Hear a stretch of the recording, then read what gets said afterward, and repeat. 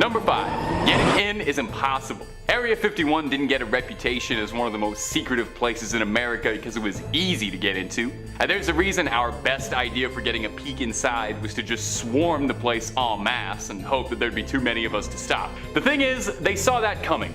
Mostly because we broadcasted it and made Facebook groups about it and it was a big meme, but as well, the entire surrounding area around Area 51 is completely surveyed. Armed soldiers patrol the perimeter at all times, and they watch the airspace up above, so no dropping in Fortnite style either. Up until 2018, you couldn't even get a good look at it from satellite imagery since it was censored on Google Earth. Now some conspiracists say there's cameras hidden in the surrounding countryside in the rocks, and I honestly believe that. They keep an eye on everything that goes on the main road. You want to know how seriously they take security at Area 51? Those employed at Area 51 fly in from McCarran International, as there's no commuter traffic allowed. I'm guessing all the parking spaces are taken up by UFO parking. Employees fly in from a secret airline called Janet Airlines, an acronym which funnily enough stands for just another non-existent terminal. Janet may be America's most secretive airline. Anyone working it needs top level clearance. That's everybody working it. Even the flight attendants need to be cleared for top level clearance. Just in case they overhear a man in black suits talking about the Type 25 plasma pistol they recovered off the crash site of the Kig-Yar Scout they found just outside of Roswell, they know not to report that to anybody. Now, no word on whether or not Janet Airlines contributes to air miles, but I have to imagine their frequent flyer reward program is pretty impressive. Number 4. Employees are paid in cash. In 2010, some of the secrets about Area 51 were declassified, and former employees were able to talk about their time at the secretive military base. One of these former employees, a 72-year-old named James Nose, gave an interview about his time at Area 51 to the Seattle Times. James claimed not to have seen any UFOs or aliens, but hey, maybe that just wasn't declassified material he could talk about. The interview contains some interesting anecdotes about some US government covert ops, but what I find most interesting about the interview is his claim that several of the employees were paid in cash. He would be paid in cash, and as a result, there was no paperwork connecting him to Area 51, which is probably why my landlord also insists on being paid in cash. Other employees claimed that when they were paid by check, the checks would be from unrelated non-government companies such as Pan American. So although we don't know for sure what is being done at Area 51, we know that it is so secretive that they don't even want a record of who has worked for them. Number 3. They're expanding. The most secret building in the world is getting bigger, slowly but surely each year, and no one on the outside knows why. And they're doing it the way they do everything, which is to say clandestinely and not telling nobody nothing. They've been expanding the area surrounding the base, buying up swaths of land to assimilate inside of it. From what can be observed, new hangars and new runways are being built, but you know, again, it's impossible to ascertain what for because everything revolving around this building is top level clearance, so we only have wild mass guessing to go on. Obviously they're building more hangars because they're collecting more UFOs. I mean, what else could it really be? I'm a guy on a YouTube channel, I'm a trusted news source. They hit a bed of a snag in 2015 when the mass of land they were swallowing up was owned by a family who'd held the land for the past century. They refused their offers to give it up, and the Air Force offered the family $5.9 million. But the family wanted to hold out for more, as they felt it wasn't a good enough offer. And honestly, it's the US Air Force. We know they've got the money. Spring a little for it. It's not the first time the secretive base has grown. When it was first established in 1955, it was a little over 6 by 10 miles. But these days, the base has become so large, it's now 4,500 square miles across. Area 51 is getting big enough to be its own state. It's bigger than Rhode Island, Connecticut, and Delaware, the 3 best states. I can't tell you what they're doing or what they need all that space for, but it does keep me awake wondering. Number 2, there is a presidential declaration exempting them from turning over classified materials. In the United States, an organization can be forced to disclose classified information for a variety of reasons. As an example, if the Environmental Protection Agency believes that an organization is disposing of toxic waste in a way that goes against local hazardous laws, they can order that organization to turn over relevant materials, classified or not, in order to aid in the EPA's investigation. On September 29, 1995, President Bill Clinton signed a presidential determination exempting Area 51 from these laws. As Clinton stated in his determination, "I find that it is in the paramount interest of the United States to exempt the United States Air Force's operating location near Groom Lake, Nevada, from any applicable requirement for the disclosure to unauthorized persons of classified information concerning that operating location. Therefore, pursuant to 42 U.S.C., I hereby exempt the Air Force's operating location near Groom Lake, Nevada from any federal, state, interstate, or local provision respecting control and abatement of solid waste or hazardous waste disposal that would require the disclosure of classified information concerning that operating location to any unauthorized person." This determination has to be renewed by the president every year, and we know for a fact that the next president, George W. Bush, chose to uphold and renew it, making this a rare example of bipartisanship. They cover up a lot. Now look, this whole video we've been talking about everything they cover up, but it goes so much deeper than you know. You might think working at Area 51 would be your way into learning all the secrets the base has to offer. You know, pick up a broom, sweep something up, learn about the aliens. But you might be saddened to know even those with top level clearance are still kept in the dark on just about everything.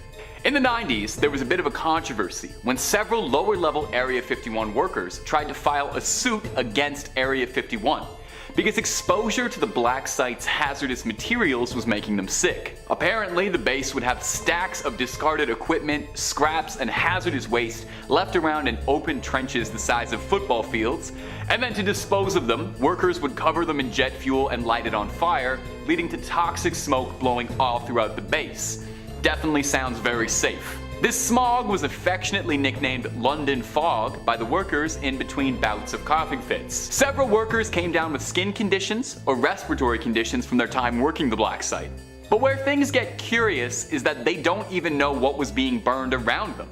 And when the workers tried to file their lawsuit, the base refused to clarify or even acknowledge what had been burned. In fact, the government outright refused to even acknowledge the name of the base, as up until 2013, they still pretended the thing didn't exist at all and were very careful in all official documentation to avoid saying the name of it ever. Did you know it wasn't even until 2013 that the base was ever officially acknowledged by a president? It was President Obama, and he was doing so in a bit of a jokey manner too.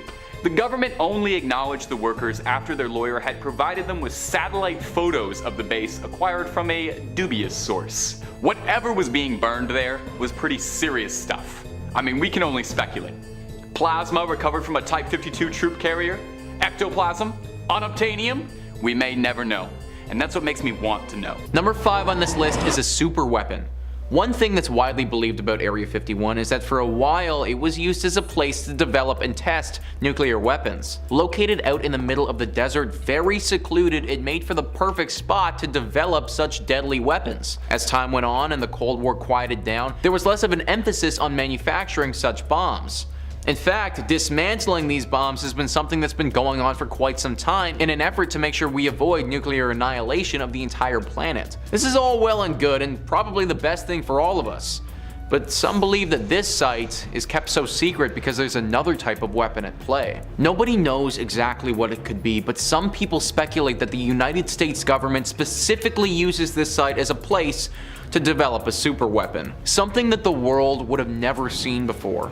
Whether this weapon would take the place of a bomb or a gun or a pathogen is currently unknown, but it would dwarf the atomic bomb in deadliness for sure. Dismantling all atomic bombs looks really good in the tabloids. Making a massive super weapon that could destroy entire countries doesn't look nearly as good. This is why the government has made it their mission to keep it all under wraps. Also, if word got out that the government was trying to make some sort of super weapon, well, it doesn't matter what the actual intentions behind the weapon are, other countries would interpret that as very threatening. They would then either need to build their own super weapon or try to stop America from ever completing the construction of theirs. Both of these scenarios would be very bad for humanity and is definitely something that the American government would want to avoid. I have no idea what this super weapon could be or what it could entail, But if America was making something like this, you have to imagine that Area 51 would be the spot for it. Number 4 on this list is the moon landing. With the Cold War at its height and the space race in full swing, the United States in 1969 made the first successful moon landing in human history. Or at least, that's what they wanted us to think. Ever since the moon landing took place, conspiracy theories of its validity have run rampant. Many people believe that the Americans never really landed on the moon in 1969, but just faked the whole thing to get a leg up in the Cold War. Most people believe that Area 51 was the site where they filmed the whole thing. Area 51 is a massive space that's super closed off to the public. This would be the perfect location to film something like the moon landing if you ever were to do such a thing. You wouldn't want to draw attention to a set like this, so renting out a studio in LA probably wouldn't have been the best idea. If this is true, then it also begs the question, how many other things have been doctored here? Does the United States regularly film stuff here that isn't real and then release that to the public? Unless somebody comes out from the film crew that made this fake video, sadly, we probably won't ever know. Number 3 on this list is mutant experiments. Aliens are obviously the first thing that we think about when it comes to Area 51, but maybe there are some other strange creatures that are hiding at this base. If you've ever seen the show Stranger Things or are regular on videos like this, then I imagine you've probably heard of the project MK Ultra. If you haven't, then this was an illegal project conducted by the CIA starting in the 50s to try and wield the power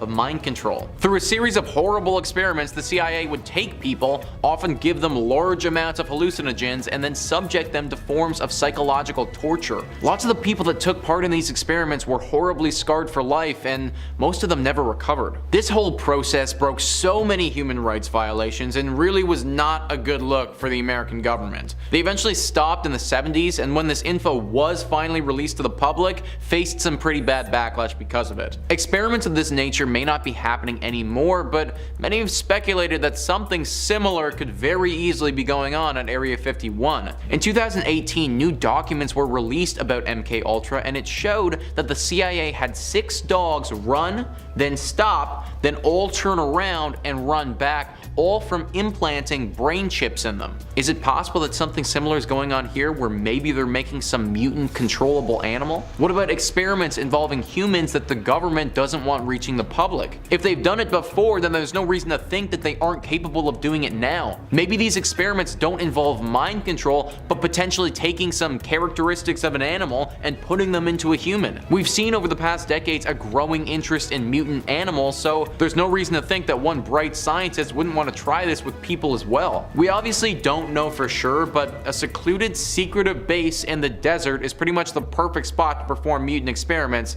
if you ever were to do such a thing. Number 2 on this list is the Roswell incident. According to Wikipedia, the Roswell incident is the 1947 recovery of balloon debris from a ranch near Corona, New Mexico by United States Army Air Forces officers from Roswell Army Airfield, and the conspiracy theories decades later claiming that the debris involved a flying saucer and that the truth had been covered up by the United States government. Well, many people believe that this apparent flying saucer is currently residing in Area 51. This is what you've heard about Area 51 for. This is where it's got its big name: alien tech. This site is used as a secret base to investigate alien technology. This alien tech is getting regularly tested and experimented with by the government at this site. Some believe that America got these UFOs, brought them to this site, and now are trying to reconstruct them and use that technology to build their own advanced spacecraft. Whether the spaceships that they're in possession of have advanced weaponry on them, that's unknown, but one has to imagine that they would contribute to warfare in some capacity. One also has to imagine that if America got access to flying saucers in 1947, that they've probably succeeded by now in their attempts at remanufacturing said flying saucers. Who knows what sort of crazy otherworldly tech is being stored in Area 51 that is super top secret? How much does the government actually know about extraterrestrial life that they aren't telling you? I can't say for sure, but I'd hedge my bets that the answers are in that base. Number 1 on this list is aliens. We just talked about how they probably have alien tech chilling at Area 51. Well, how about the actual extraterrestrials who made that tech? Many people believe that Area 51 is not only a spot for testing alien equipment,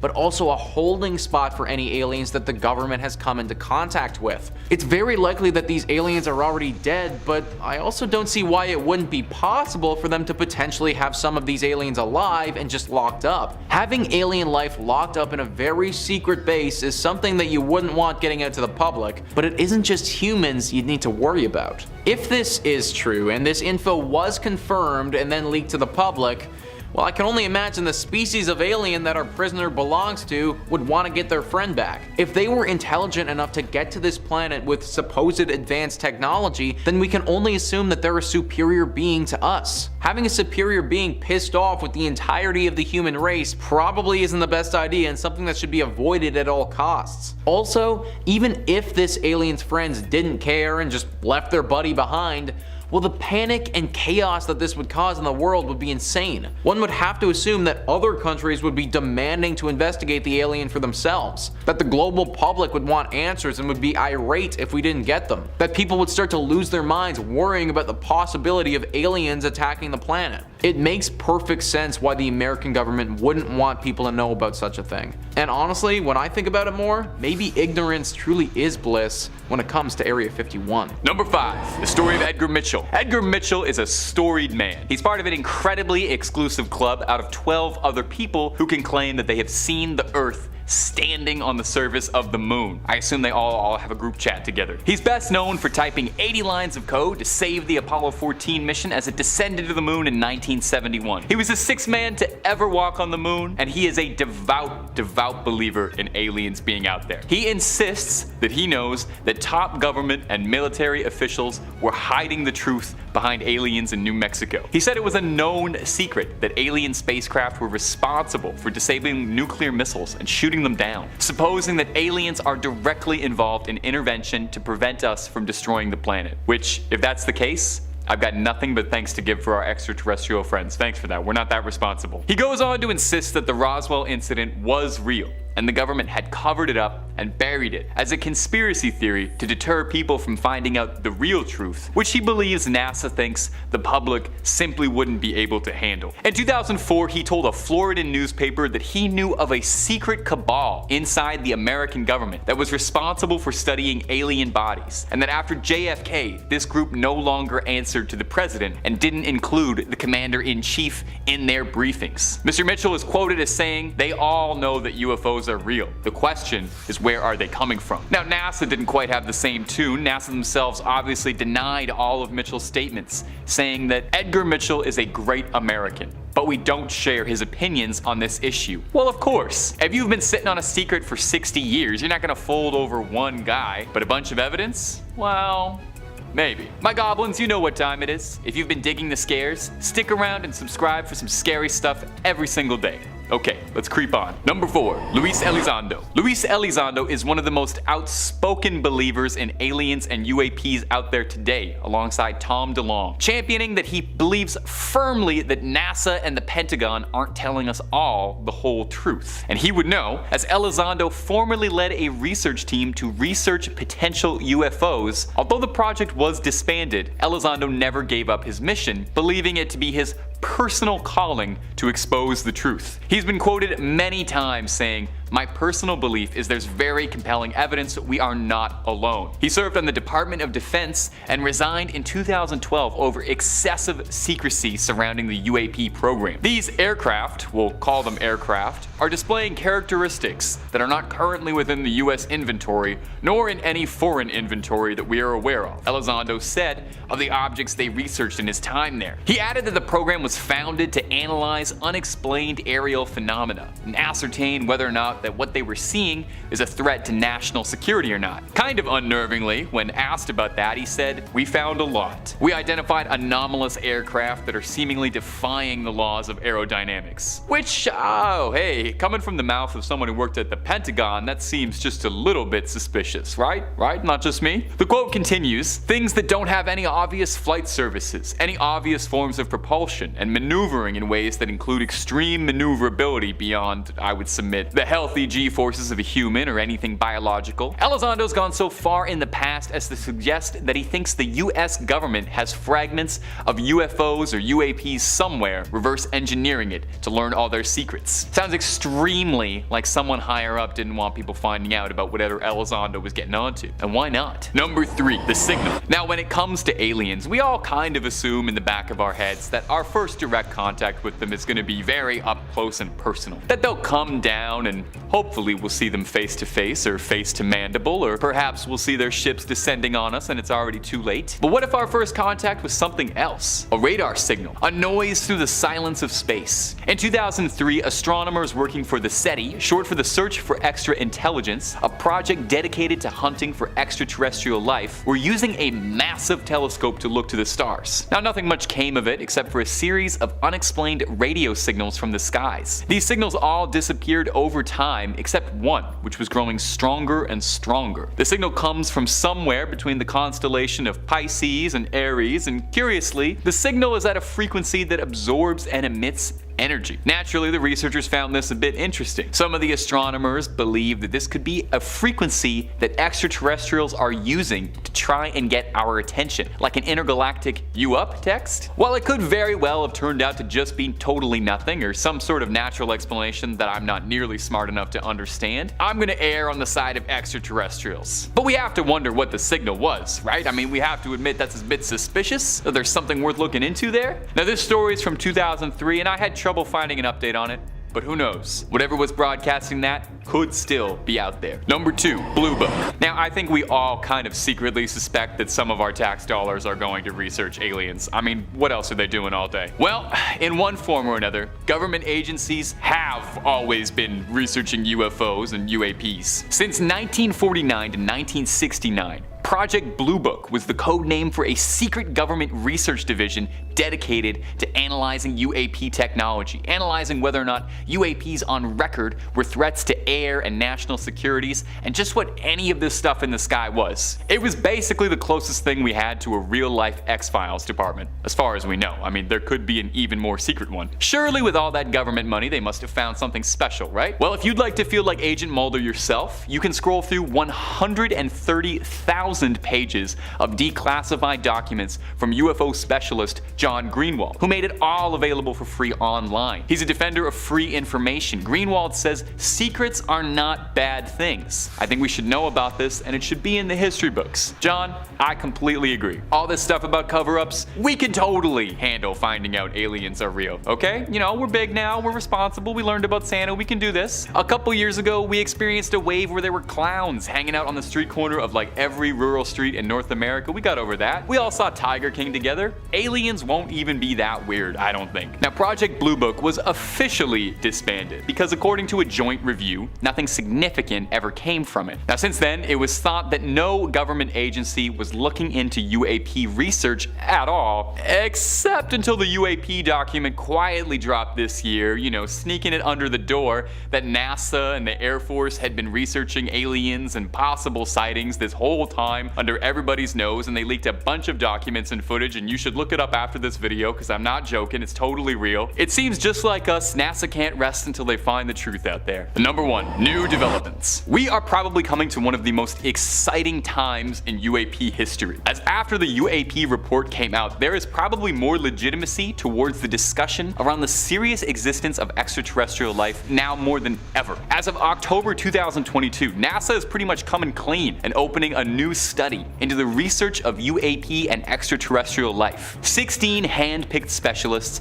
have been selected to analyze former data and determine how to go forward observing future events. Now, the study is less focused on whether or not previous sightings are confirmed UAPs, since it's kind of hard to ascertain with missing data. So it's more focused on what observations will be needed to understand UAP sightings going forward. The team is going to include researchers and key personnel from all divisions, all walks of life, notably including former astronaut Scott Kelly, who formerly served as a pilot for the Space Shuttle Discovery, and also once held the world record for most days in space, so he probably knows a thing or two about objects floating in the stars. Now, Kelly himself doesn't personally believe aliens have been to Earth yet, saying, "I think there's life in the universe." hopefully intelligent life, but I don't think they visit planet Earth. So there's some skeptics on the team, but hey, at least they're finally coming out to get to brass tacks on this thing. Officially, openly, the government is talking with us about studying this phenomena. This is amazing. Now you know how scientists are, they gotta have some numbers on a paper before they'll believe it. An associate administrator at NASA, Thomas Zerbchin, said, "Data is the language of scientists and makes the unexplainable explainable. Exploring the unknown of space and the atmosphere is at the heart of who we are at NASA. This is maybe the most exciting time in history to be a UAP fan."